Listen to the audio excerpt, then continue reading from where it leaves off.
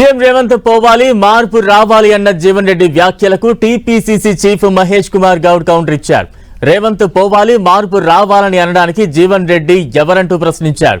రేవంత్ రెడ్డిని ప్రజలు ఎన్నుకున్నారని, అలాంటి వ్యక్తిని పోవాలి అనడానికి జీవన్ రెడ్డికి అధికారం ఎక్కడదని ఫైర్ అయ్యారు.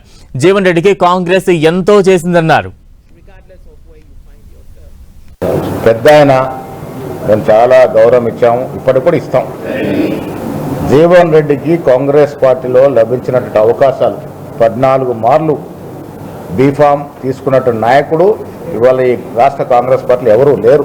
అవకాశాలు వచ్చాయి, కానీ సందర్భాన్ని బట్టి మెదులుకొని ఉన్న పరిస్థితులు బట్టి మెదుకోవాల్సిన అవసరం ఉన్నప్పటికీ కూడా వారు పార్టీని వదిలినారు.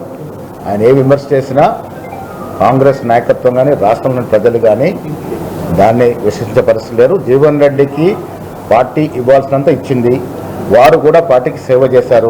ప్రజలతో ఎన్నుకోబడినటువంటి శాసనసభ్యులు ఎన్నుకున్నటువంటి ముఖ్యమంత్రి రేవంత్ రెడ్డి గారు. జీవన్ రెడ్డి గారు పోవాలి అంటే పోయే పరిస్థితి ఉంటుంది. ప్రజాస్వామ్యం ఇది, ప్రజాస్వామ్యతంగా శాసనసభ్యులు ఎన్నుకున్నటువంటి నాయకుడు ఆయన.